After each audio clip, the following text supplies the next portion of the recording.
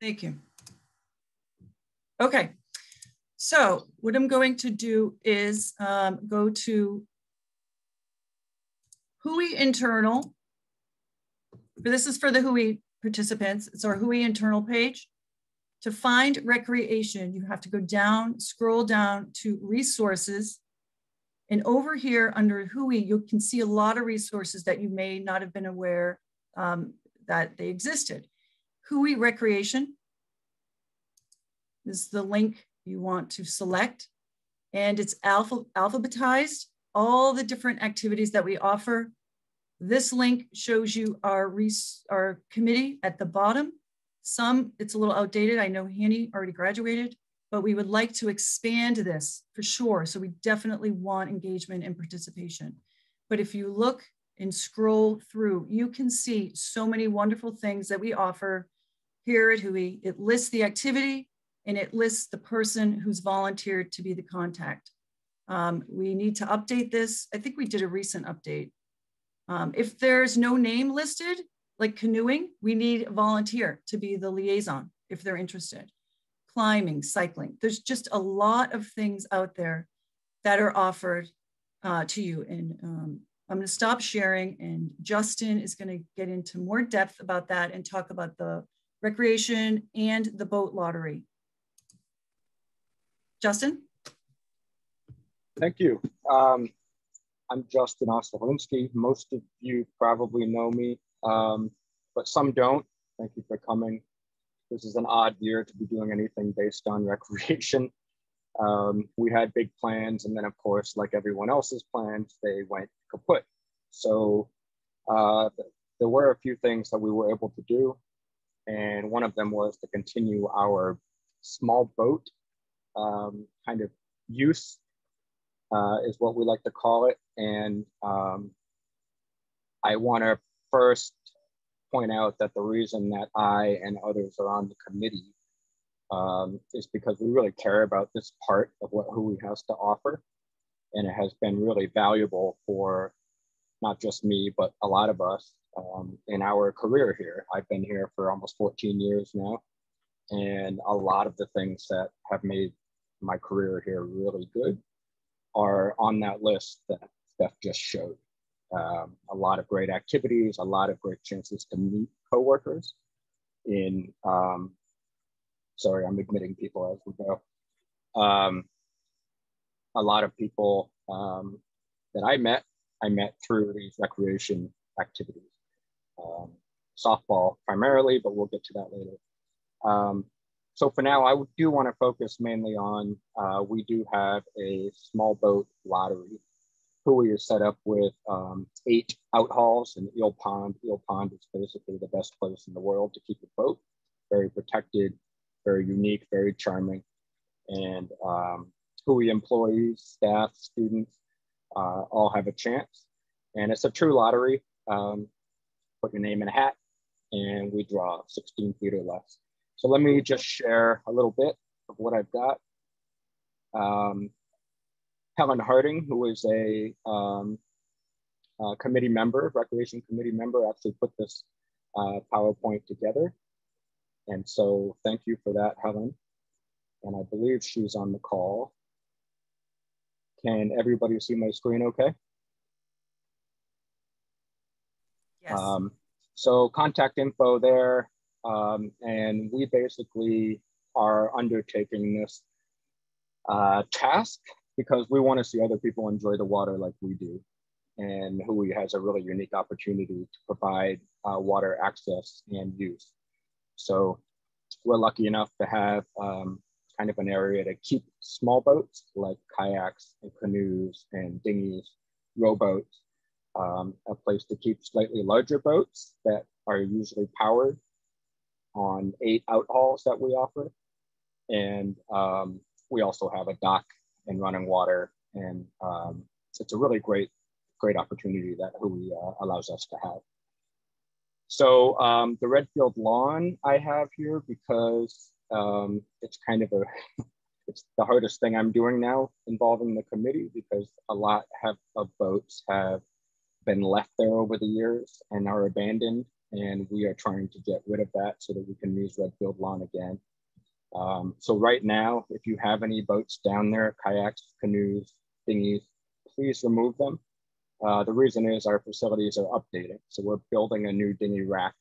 We've already got new floating docks down there, and a work order has been put in for the boat shed, which you see right next to the Redfield parking lot, being upgraded. So all new, I think all new everything. And this is a big deal. It's been a long time, and it's a highly used facility. So it's a real shame when we see a lot of boats that aren't being used. So please, if you have a boat down there, remove it so we can get this rack built. Some changes. I don't know how many of you read the Enterprise last week, but we're trying to keep this area as an active use area. It has become kind of a dumping ground and a storage area. So it sounds a little restrictive, but we're no longer allowing winter storage because too many boats have just been left there and forgotten about. And this will maintain an active use area. One thing to keep in mind is if you do keep your dinghies on the lawn or kayaks, it's at your own risk. We're not locking anything up. This is kind of a small community, and that's how this whole thing operates. We're not policing or regulating, you know, how people do things there. We're just asking that they're respectful of the area and use your boat. And then you can see here, Helen Harding, who is a recreation committee member, is the point of contact for helping us identify the owners of the dinghies and the kayaks. So if we need to get in touch with you, like now, we're trying to get the boats moved so we can build a rack, or maybe if a hurricane is coming or something, we can write emails and have people come take care of their boats. It's not because we're in charge of anything. We're just trying to make sure it doesn't get out of hand. And then the boat lottery is this really unique and interesting thing that we offer. It's a little hard to see in this picture, but in the circle there, you'll see there's a few boats that have a mooring ball on their stern. And those are just a few of the 8 outhauls that WHOI has for boats that are 16 feet or smaller. And this is a true lottery, and we'll be holding it. The first email will probably go out at the end of April in headlines. And basically you'll click a link, go to a form, give us your boat, make, model, size, and the registration. And then your name goes in a hat. And in early May, probably the second week of May, we will draw, and the winners will get to put their boat there. I do ask that you don't put your boat in and just leave it there, not using it all summer. Every year that happens, and it's really frustrating for those of us who use our boats all the time to see a boat full of water and never leaving for the entire year, taking up valuable space. So that's one thing I do ask, and I know everyone has good intentions, but try to be realistic about it. On that note, if somebody is leaving on a cruise or something, we can substitute another boat in there for the time being, and maybe be able to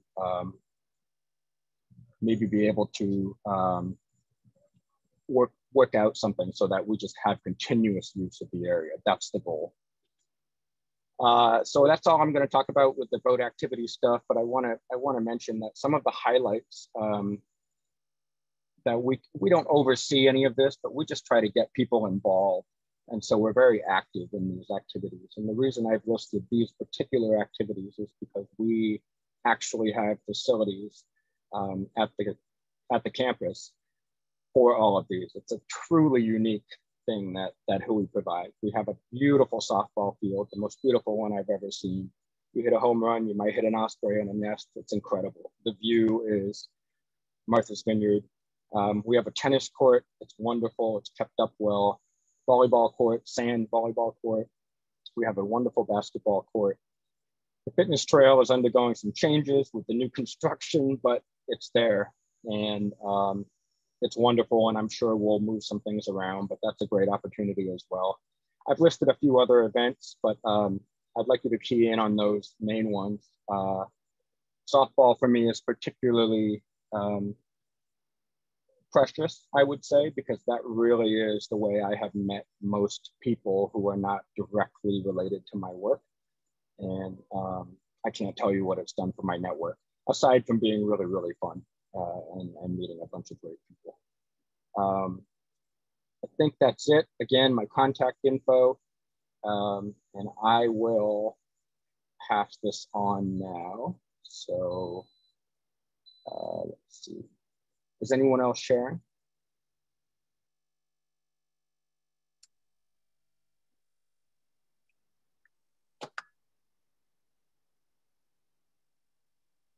Yeah, I'm not sharing a screen, Justin, but I can take it from here. Yeah, sure. Thank you.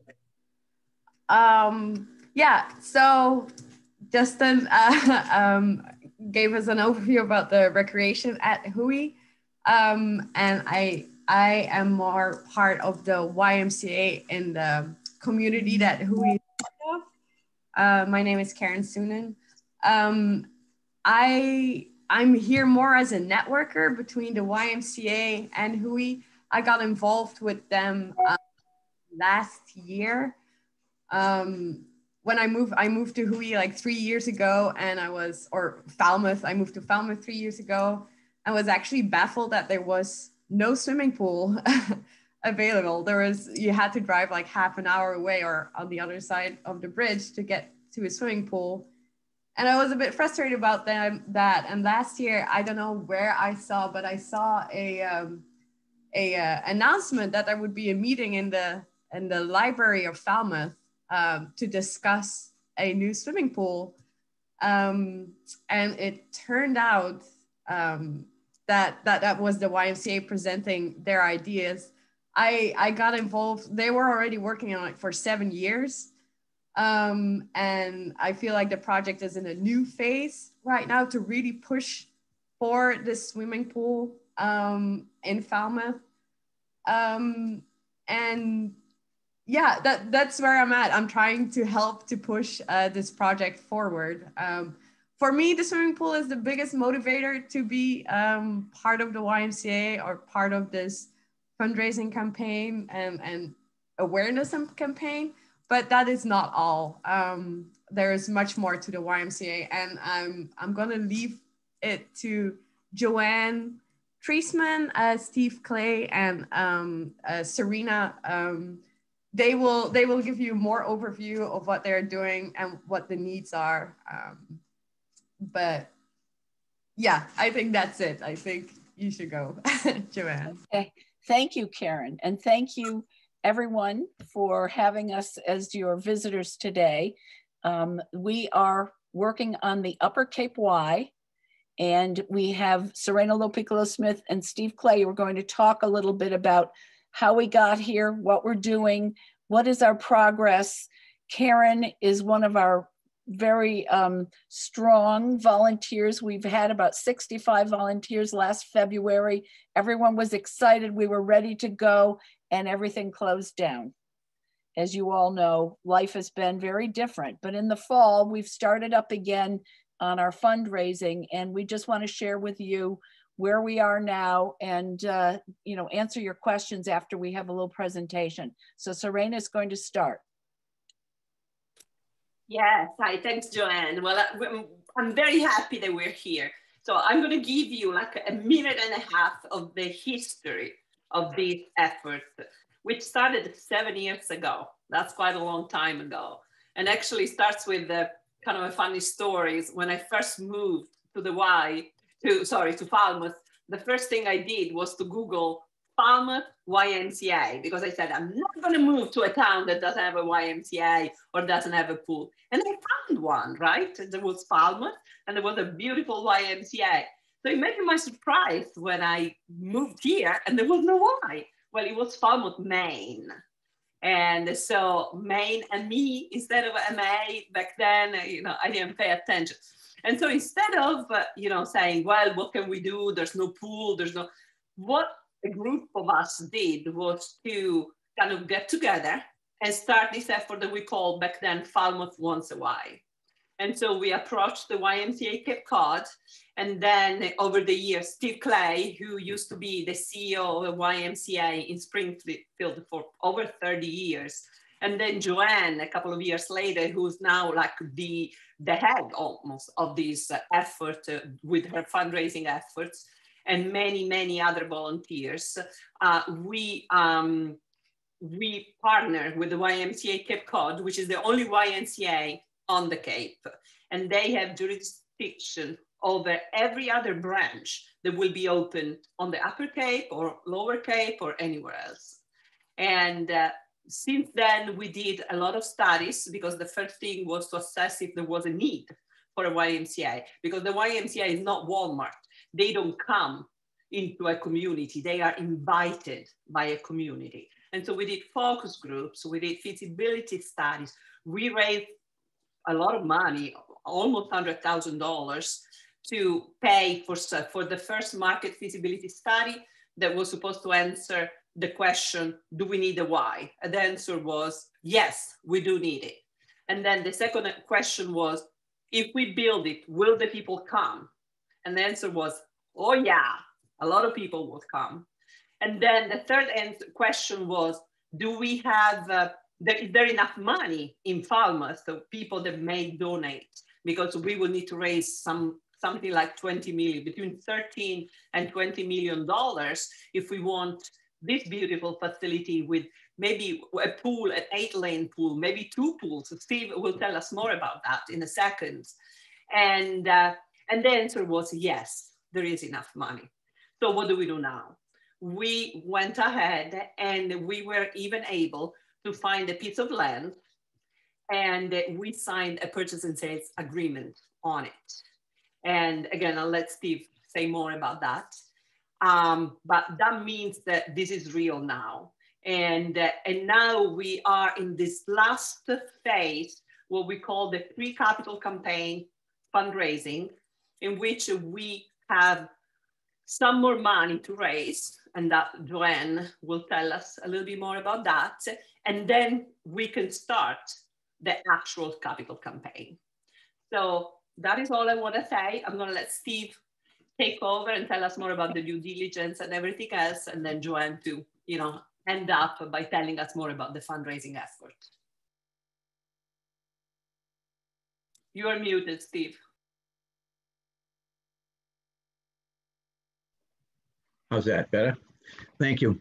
Yeah, one of the things I wanted to mention, why is this taking so long to get this project done? And there's a couple of reasons. One is that, as Serena just went through, we've done a lot of preparation work and pre-work and interviews with various aspects in the community, because ultimately we want to build something and create something that is sustainable, and that 50 years from now, people will look back and say, yep, they did a good job, they planned it well, and it's financially feasible, and it's still a real community asset. And so we are part of the Cape Cod Y, but we're also part of the YMCA of the USA. And they've built Y facilities all over the country, in fact, all over the world. And we're taking advantage of their guidance in this whole process. And so that's why it's kind of a step-by-step process. And I am going to share my screen for a minute, because I did go and pull up a brochure that hopefully you can see this. If you can see the middle part of this, this is the brochure that, as Joanne mentioned, we were ready to kick this campaign off back in the spring, but our kickoff day was supposed to be like, I think, March 14th. And of course, you all know what happened on March 12th. But this map right here is what I wanted to show. This building to the right is Falmouth High School.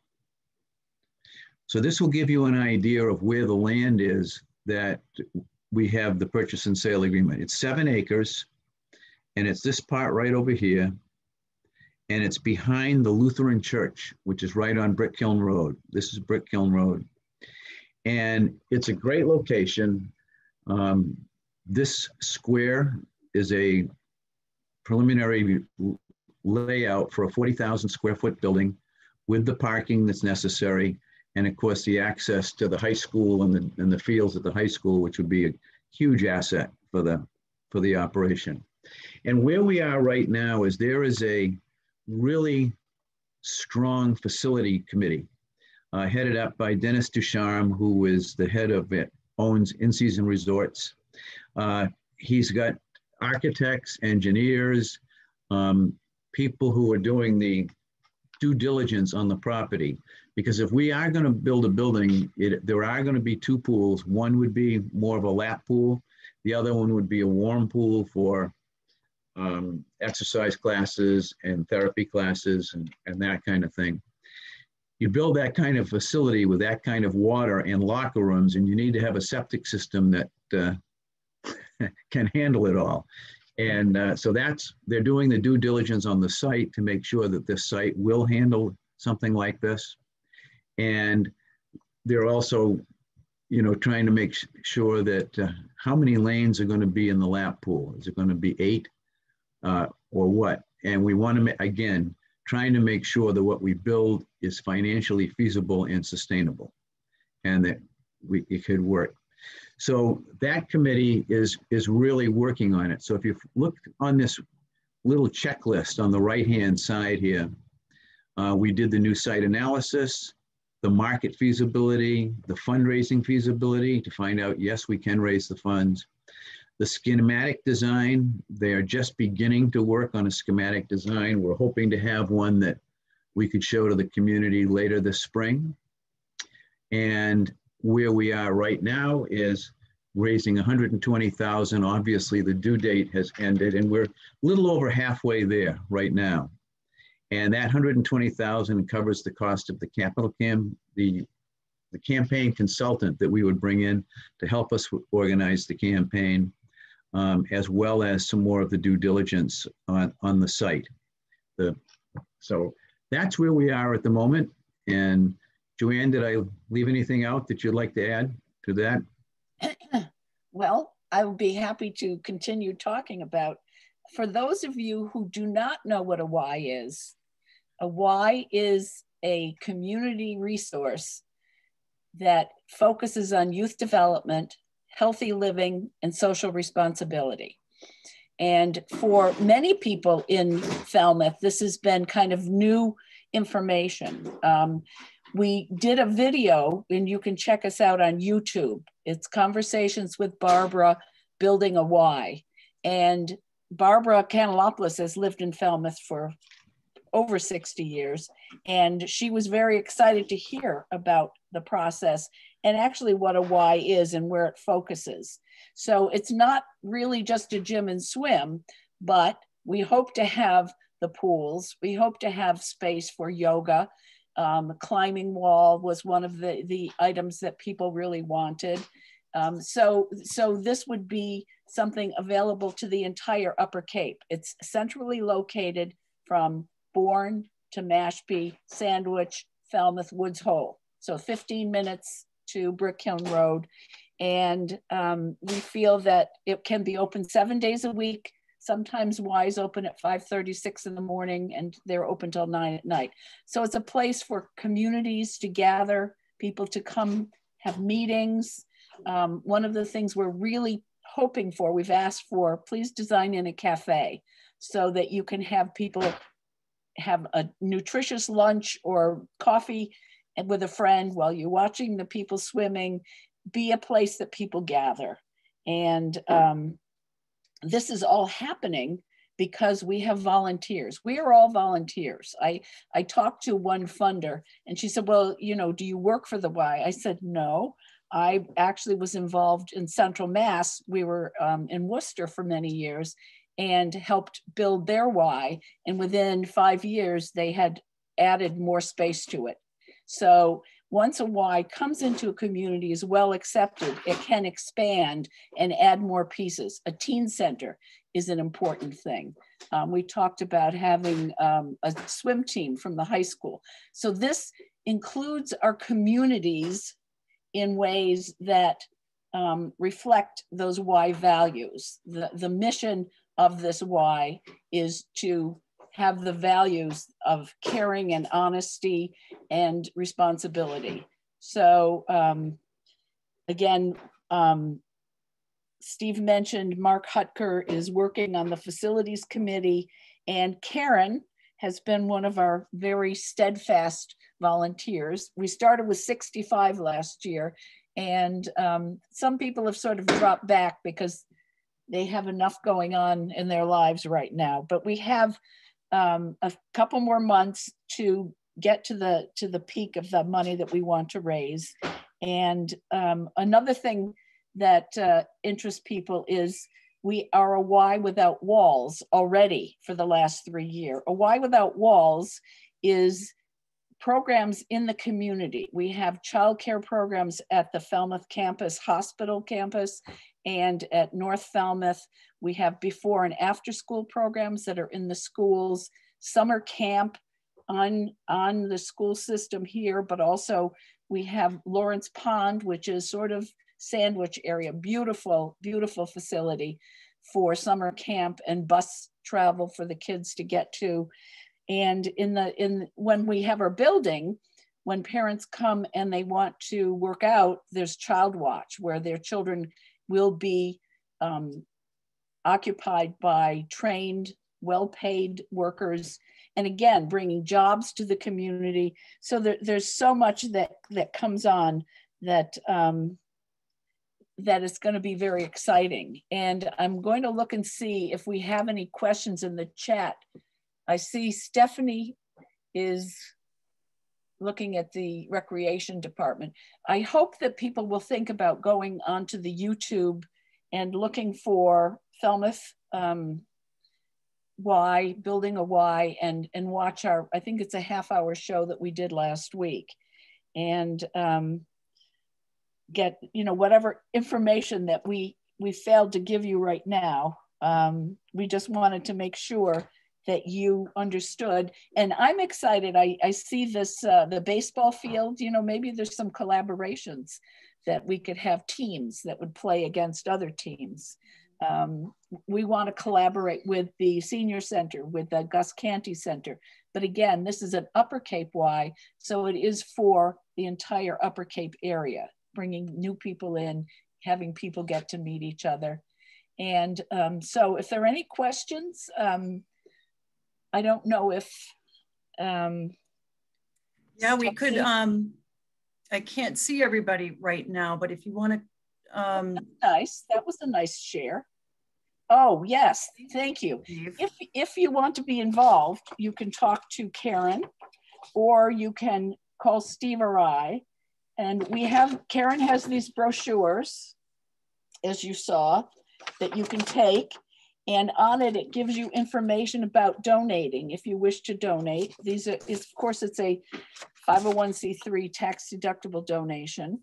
And we would be happy to have anyone who wants to get involved with us. Let us know. YMCACapeCod.org is the website. So YMCACapeCod.org will get you information on all of the programs currently active, the childcare programs. And we're seeing, I think Steve must have put it up. You see the donate at the top button. Oh, the other part is that we give scholarships. This is not a place that we ignore people who want to come but can't afford to come. And so the Y does not turn anyone away for the inability to pay. And that's a really important part of what the Y is all about, that we constantly raise money, but we constantly give scholarships. The Y this past year did a lot of feeding programs in the summer. In the East Falmouth library, parents could come and pick up lunches for kids.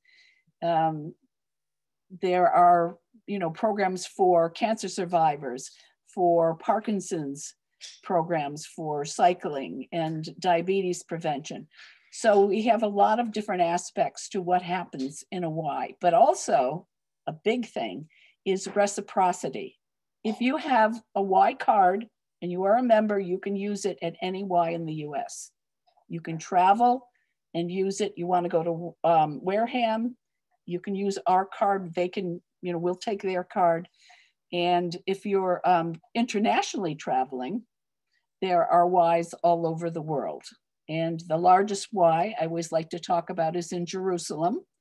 And what they've done there, it's one of the oldest Ys, and they have a mandatory people speaking Hebrew, people speaking Arabic, and people speaking English. So it's the concept of the Y is to bring people together.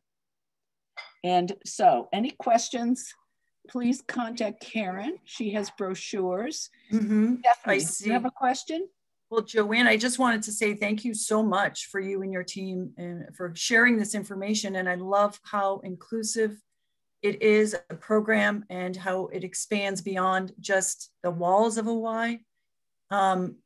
It's really nice to see something like that in our community. So I commend you and your team and everyone who's volunteered. And Karen, thank you for being a liaison for WHOI people.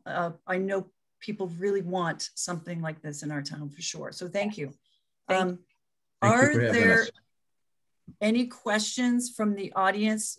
Feel free to type it into the chat, or I guess we can raise your hand and ask a question. We'll spend a few minutes answering questions. I wondered if Sheila's dog is interested. I find that so cute. I know. I'm looking through the pages. We have 2 full pages. I think there were 42 people on this call, which was great. That's excellent. That's excellent. I want to add something just before we hang up. So many of you, I see some people like Heather and maybe a few other people that were originally involved in the Falmouth Aquatics group, and they were with us at the very beginning. So in case you don't know yet, the 2 efforts have finally merged. So now we are working together. So it's one effort going in the same direction, all people working together to make this happen. So right. Mark Solomon with the Cape Cod Swim Club is very involved and sitting on the board.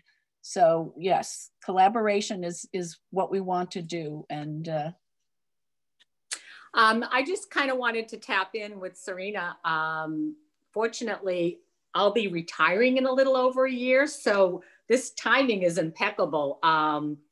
I was just chatting with Steph that, you know, the WHOI tennis court that we have, fortunately for my friends and I, such an unutilized, beautiful area. And, you know, Sunday mornings through the winter, we were out there playing tennis until with COVID, it was closed down. So, you know, I have a real deep interest to, you know, partner and do anything with WHOI and the Y. Wonderful, Lori. Like you said, sharing the softball courts, you know, it's like, it's such a great asset we have. It really is. And that's something that can be worked out at the higher level once we have the building, is making arrangements with organizations like NBL, NOAA, WHOI, even church groups, that there be some group, you know, ways that groups can share the facilities. Yeah, and awesome. Being on facilities, we'll have to make sure we get buy-in from the upper level. But I love that notion of sharing it. And I did want to mention too, the softball field is on our room scheduler for WHOI people. A lot of people didn't know that. The tennis court isn't on the room scheduler, but there's a sign up. Laurie, if you want to just talk about how people sign up for the tennis court. Yeah, what we do is, you know, that's, maybe we can encompass the room scheduler. That would be great, because really I can count on my 2 hands how many WHOI people play tennis. Obviously in the summertime, there's more of an uptick. But, you know, it's just outside the tennis area. It's really paper and a pen, and we fill in, you know, when we do the courtesy, like, you know, you don't hog every, you know, we do it week by week. And yeah, it's still in great shape. You know, the net every now and then we have issues with.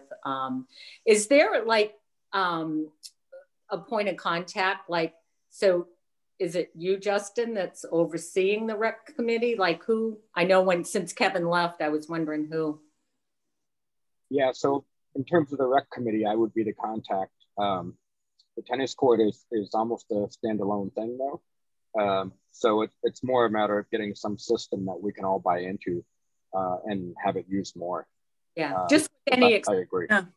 Yeah, we've gone through that, but good, we can talk. Thank you. Yeah, and I can work with Helen too. Maybe we could get it on Room Scheduler, but I do like having that clipboard too, because I started playing tennis again after 20 years this summer. So I was using the court a lot, but it's or having a recording of how many people use it is very beneficial to us, because if they think about, oh, no one's using this resource, we don't need it.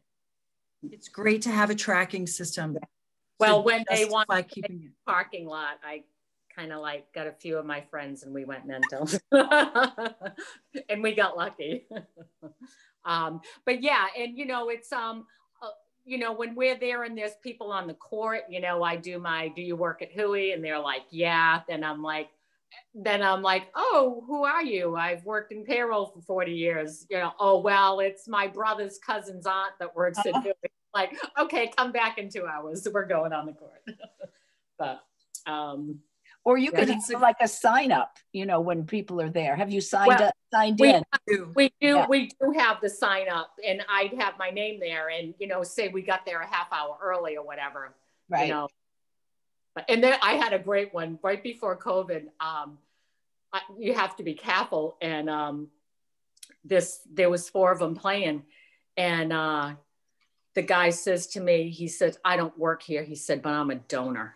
And I'm like, I kind of backpedaled a little bit, because I'm like, I'm not going to bite the hands that feeds us. You could be, but if you are, good for you, because you like said that real quick, you know. So yeah, I don't know if he was a donor or not, but the donors make things possible, and that's what we all depend on. I mean, we waited till they were done for a half hour.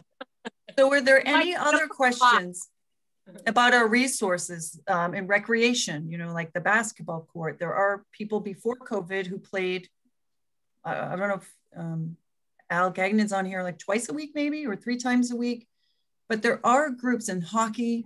You definitely want to reach out to people, because there are groups that are meant to be inclusive and invite you to join in. Like Justin mentioned in the chat about soccer. They play 3 times a week. Now, I know it's COVID and nobody's playing, but that's going to end soon, hopefully.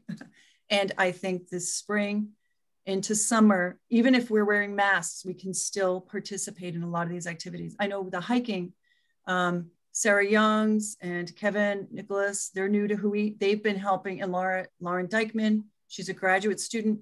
They've all been helping by leading hikes, and we've been offering them during COVID. We just wear masks and we socially distance, but there are opportunities for you to get outside, meet up with other people, like our garden plot too. Our group has gotten together, socially distanced with the mask, and it's been really emotionally and physically beneficial. So I really encourage all of you to check out the recreation page, link up with other people. We don't want to burn out all feeling isolated at home, not engaging physically and emotionally with other people. So I really encourage all of you to get involved in some way. I'll take another question if anyone has one, and then we'll wrap it up. I just want to jump in real quick and say that page, the intention was for this past year for that to get a lot of work put into it and get it more updated. So there's a mix of very current and very out of date information on there. The point is that these are all activities that we're encouraging and want to help out. It's not exclusive. If you see one name next to an event, that doesn't mean that person is the only one who can organize things. This is about getting people together. So feel free to reach out to me or Helen or Steph, and we can just go. The point is to get people involved and to have fun and get outside and enjoy being together. What a great way to end this fabulous Lunch and Learn. Again, thank you everyone who participated in getting this set up. And Helen, shout out to you for putting those slides together and being really helpful through all of this with the Recreation Committee. It was our pleasure.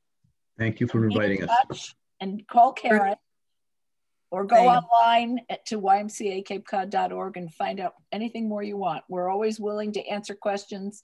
Call us. We live locally. Thanks. All right. Have a wonderful afternoon, everyone. Thanks Yeah, for participating. Thanks, guys.